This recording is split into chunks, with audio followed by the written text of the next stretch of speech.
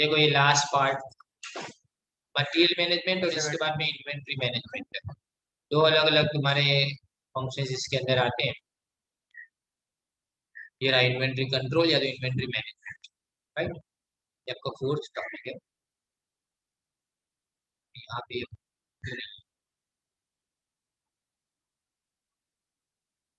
चलो देखो, देखो मटेरियल मैनेजमेंट का मतलब क्या है? Necessary manage arrangement of supply, quality और control quantity of all the materials, यानी प्रॉपर टाइम पे प्रॉपर कॉस्ट यानी मिनिमम कॉस्ट के ऊपर मटेरियल मिलना चाहिए। और साथ में इसमें स्टोरेज भी आ जाता है और इन्वेंट्री कंट्रोल भी आ जाता है। फिर material management is the activity which is concern with the planning, organizing, directing and controlling of all kind, quality, quantity, timing and movement of material and parts used in production. यानी material management में क्या आता है? Planning, organising, directing, सब तरह के material, हर तरह की, हर क्वांटिटी, टाइमिंग, मूवमेंट सब। अब इंपॉर्टेंस ऑफ मटेरियल मैनेजमेंट, तो मटेरियल मैनेजमेंट क्या है? तो एक service function,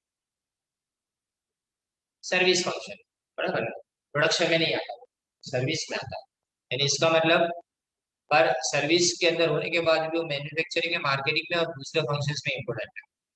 material management is helpful to other sections in their operation, दूसरे को भी ये मदद करता है। Management, material management in short supply of required material at right place at right time and at minimum cost, सही जगह पे सही टाइम पे और कम से कम खर्चे में मिलना चाहिए। By providing such service departments, other departments to concentrate on design, लोग किस पे कंसंट्रेशन करेंगे? डिजाइन, इक्विपमेंट, फैसिलिटीज पे, quality and quantity of output. Material अगर तुमने बराबर से ले लिया तो बाकी सब चीजों को कंट्रोल करने वाले दूसरे अपना अपना काम करता रहे। फिर material management best cost reducing device, कि अगर अच्छा मटेरियल आपको मिल जाए कम खर्चे के अंदर तो ये एडवांटेज होता है। तब तो इसीलिए यहाँ पे याद रखना कि अगर इससे क्या production capacity of plant, saving in labour time, reduction in inventory stock कम रखने की जरूरत पड़ेगी, रिडक्शन इन स्टोरेज स्पेस, जगह कम चाहिए, रिडक्शन इन वेस्टेज और damage to materials, damage material का कम होगा। तुमने अगर बराबर मैनेज किया हो तो डैमेज कम होगा ना। Finally smooth flow of production, easier production control और reduction in employees fatigue, fatigue यानी मटेरियल अगर अच्छा होगा ना तो काम करने में मजा आएगा, थकेंगे नहीं। फैटिग का मतलब थकान जिसको बोला जाता है। And we know that in our country हमेशा मटेरियल की हमारे तो शॉर्टेज होती है। Further, we have to spend large amount of foreign exchange resources on the import of several materials. On the import of several materials. कुछ material को import करने में आपको बहुत फॉरेन एक्सचेंज की जरूरत पड़ती है। तो अब यहाँ पे जो बाहर से मटेरियल है उसको अगर तुमने बराबर से नहीं यूज किया तो अपने देश के साथ में जैसे गद्दारी, यही हो गया। Scope of material management according to Bethel, material management किसके साथ में? देखो मैनेजमेंट इसका मतलब planning, organising, directing and controlling तो आएगा, लेकिन किसके साथ में? तो all kind, amount, location, movements and timing of the various flows of commodities used in production, मतलब प्रोडक्शन में जितना भी रॉ मटेरियल आता है सब आगे उसमें, सब आगे उसमें। Flow of goods from producer to ultimate consumer also become an integral part of material management, यानी प्रोड्यूसर से अल्टीमेट कंज्यूमर्स तक जो भी फ्लो जाता है वो भी। Thus, the responsibility of material management ends जब right finish product proper condition में, प्रॉपर क्वालिटी और प्रॉपर क्वांटिटी के अंदर फाइनल कंज्यूमर तक पहुंचेगी तब। Now, define material management. Explain primary and secondary functions of material. So, material management can be defined as the function responsible for the coordination of planning, sourcing, purchasing, moving, storing, and controlling of the materials in the optimum manner, so as to provide a pre-decided service to the consumer at a minimum cost. यानी कम से कम खर्चे के ऊपर best result,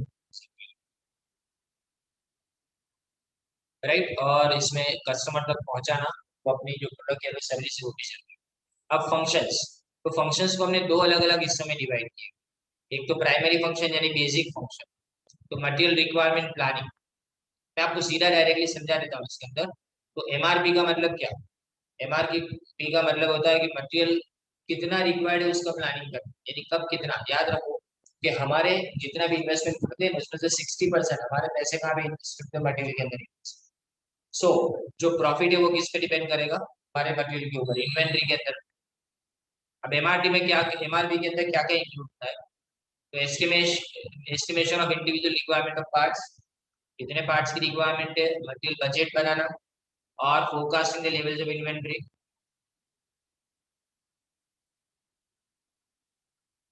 forecasting the levels of inventory, scheduling the orders, and monitoring the performance as per the reduction in size.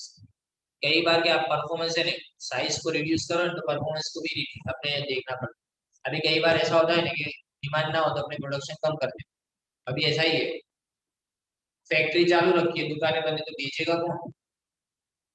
तुम produce तो कर रहे हो लेकिन बेचेगा कौन? दुकान तो बंद है। और अब एक फैक्ट्री को रॉ मटेरियल चाहिए, बराबर।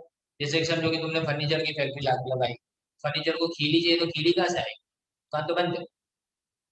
बात समझ रहे हो? अब उसके लिए भी बिजनेस के पास जाना, तो बिजनेस वाला थोड़ा बेचेगा, अगर बेचेगा तो प्रोड्यूस कब करेगा? यानी अभी सब कुछ बंधन जैसा है, ये मिनी लॉकडाउन में वो कुछ बनाते हैं। JIT यानी just in time is the latest technique which is used in MR, which means no inventory. Just in time का मतलब नो इन्वेंटरी, इन्वेंटरी रखनी नहीं है, जब भी जरूरत पड़े तब स्टॉक होना चाहिए, यानी ज्यादा भी नहीं कम भी नहीं। पर रियलिटी में ऐसा पॉसिबल नहीं है, पूरी तो इन्वेंटरी रखनी पड़ती है ऐसा। फिर MRP can be used to plan the materials such as raw material, finished products, finished parts, components, sub-assemblies and assemblies as per bills of materials, and which supports the master production schedule. वो किसको, master production schedule को support करते हैं, वो सब bill of material सब इसमें आ गए। अब purchasing, the material management department has to purchase the materials very efficient. अपने मटेरियल कैसे परचेज करेंगे सबसे efficient, this is because mainly 50 to 60% of the sales earning is spent on the purchase of various materials. यानी जो हम sales करते हैं उसमें से कुछ चीजें जो किसमें आ जाती है, मटेरियल। सेल्स का जितना भी पैसा है ना उसमें से 60 to 70, 50 to 60% हम मटेरियल में इन्वेस्ट करते हैं। So the profit also depends on the economic purchasing of material. तो अगर तुमने कर कसर से परचेज किया तो तुम्हारे लिए अच्छा है, इसमें right quality, right quantity, right price, right time, right place और राइट सोर्स ऑफ सप्लाई, सब राइट टाइम पे होना चाहिए हमारे लिए। Purchasing function includes following steps. Proper authority makes sense that requisition of material, यानी जिसके पास अथॉरिटी है ना वही रिक्वेजिशन भेजेगा, सबको ऐसा नहीं कि भाई ये लाके दे दो वो लाके, ऐसा कोई नहीं बोलेगा। फिर सिलेक्शन ऑफ प्रॉपर सप्लाई, कहाँ से सप्लाई आएगी वो चेक करें। फिर प्राइस के बारे में नेगोशिएशन करें के साथ में, जिससे आपको सबसे सस्ते में मिल जाए। फिर क्वालिटी ऑफ मटेरियल, कोई भी कॉम्प्रोमाइज के बिना आपने मेंटेन करना है, राइट क्वालिटी और राइट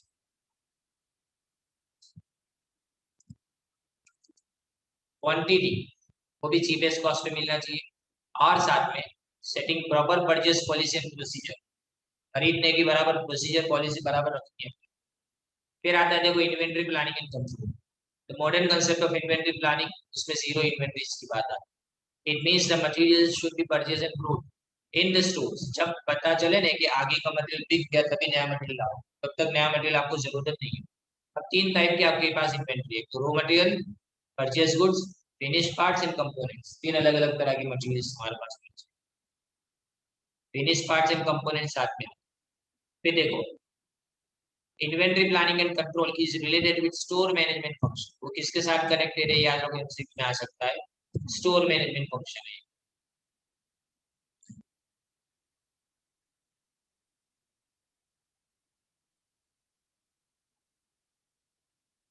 अब after receiving materials from supplier, the store manager has to issue some of the materials to production process.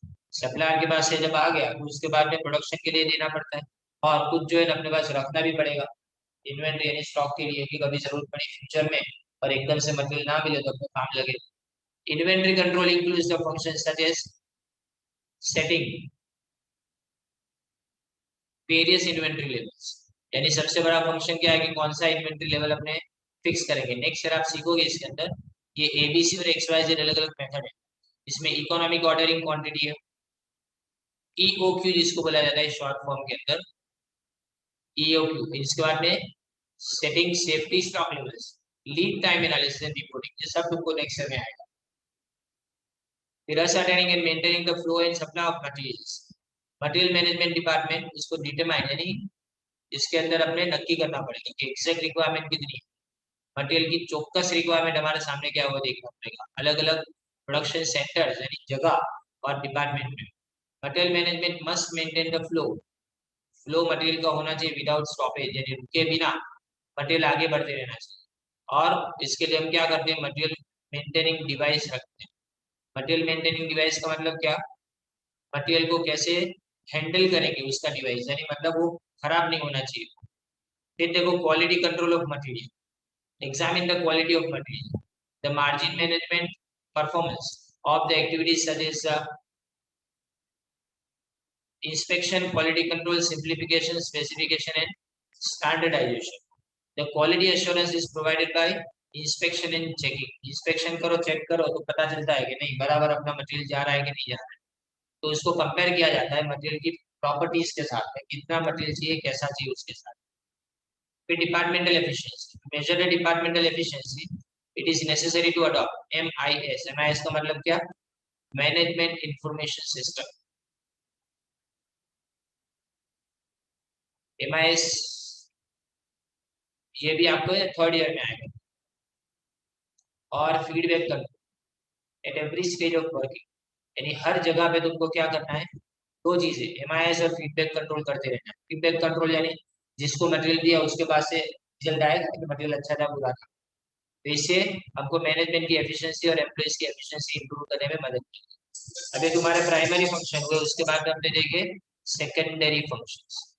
The standards and specification of the material are fixed by the design and technical departments.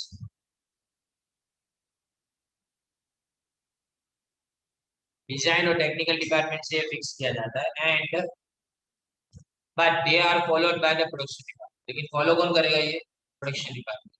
Standards में quality, size और performance, तीनों चीजें आती हैं, quality, size and performance, parts और product दोनों के। Simplification का मतलब reducing the standard and variety of the product as well as complexity of production process. Simplification का मतलब क्या, सिंप्लिसिटी।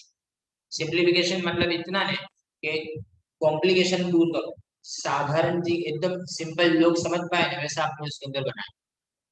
और स्टैंडर्डाइजेशन और सिंप्लीफिकेशन अगर दोनों जहाँ पे है तो इससे प्रोडक्ट भी तुम्हारी स्टैंडर्ड बनेगी, सेम सेम बनेगी सब प्रोडक्ट, और कम से कम कॉस्ट बन जाएगी। Design and development of the product, इसके लिए अपने कंप्यूटर एडेड डिजाइन यूज करते हैं सीएडी, और साथ में कंप्यूटर एडेड मैन्युफैक्चरिंग भी करते हैं। एक मटेरियल को डाल दिया, अभी कलर लेने जाते हैं तो कलर वाले कोई तैयार कलर नहीं रखते, डब्बे में भर के दे देते, क्या है 4-5 कलर को मिक्स करेंगे एक मशीन के अंदर और तुम्हारा कलर भर के तैयार, ऐसा करते।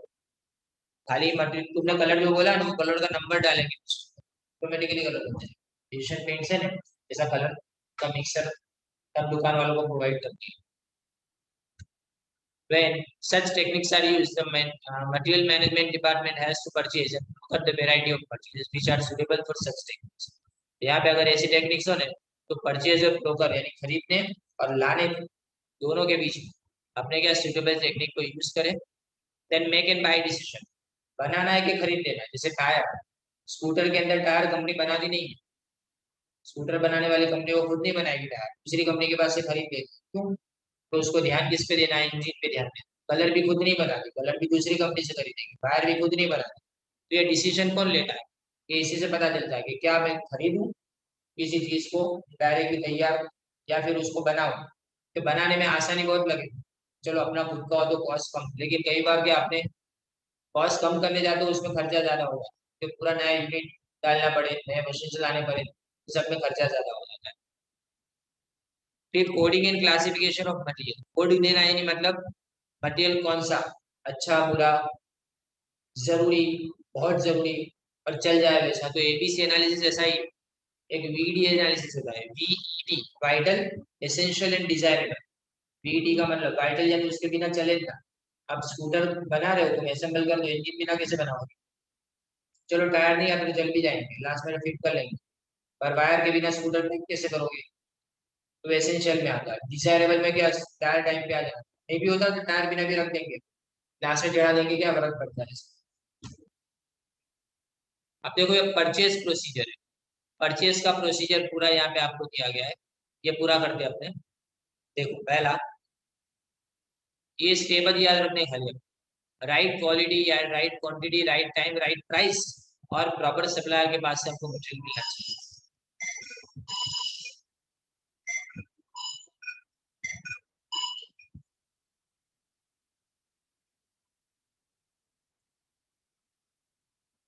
अब देखो परचेज रिक्विजिशन, सबसे पहले तो क्या करें अपने, रॉ मटेरियल की जिसको जरूरत है ना, वो डिपार्टमेंट, परचेज डिपार्टमेंट को रिक्विजिशन फॉर्म यानी रिक्वायरमेंट का फॉर्म भर भेजेगा, और वो सब लिख के, और जो रिस्पॉन्सिबल है ना ऑफिसर, उसको साइन करेगा।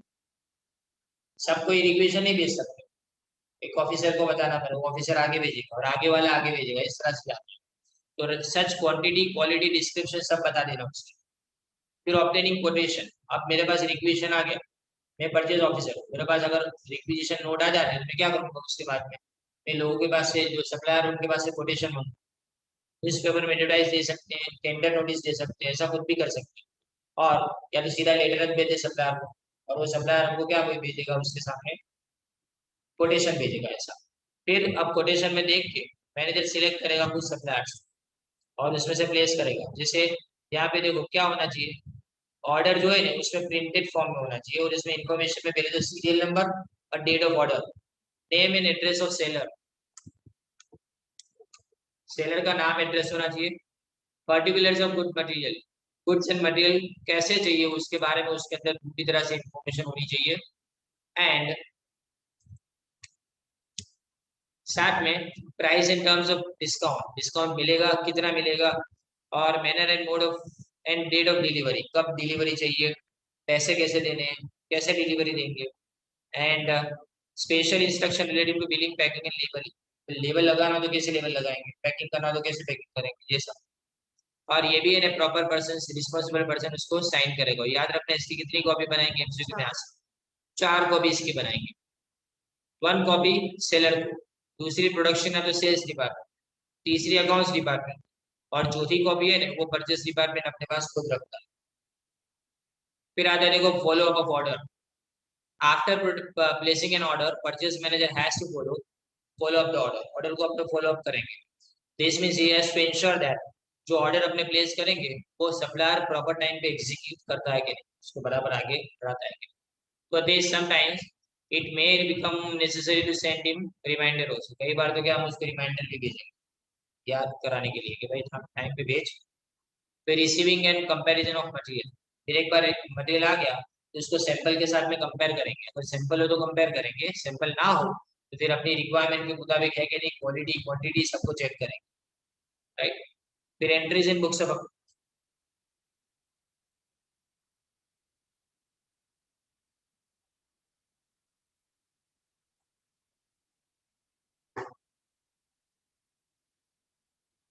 when the reports of receiving department and inspection staff is favorable on the receipt of material, purchase department will send the invoice with necessary details, यानी परचेज डिपार्टमेंट बाद में क्या करेगा, जो डिटेल्स है ना उसके मुताबिक क्या एंट्रीज करके बुक्स के अंदर एंटर कर देगा, और साथ में सबसे इम्पोर्टेंट बिल बनाने पेमेंट करेगा लास्ट में।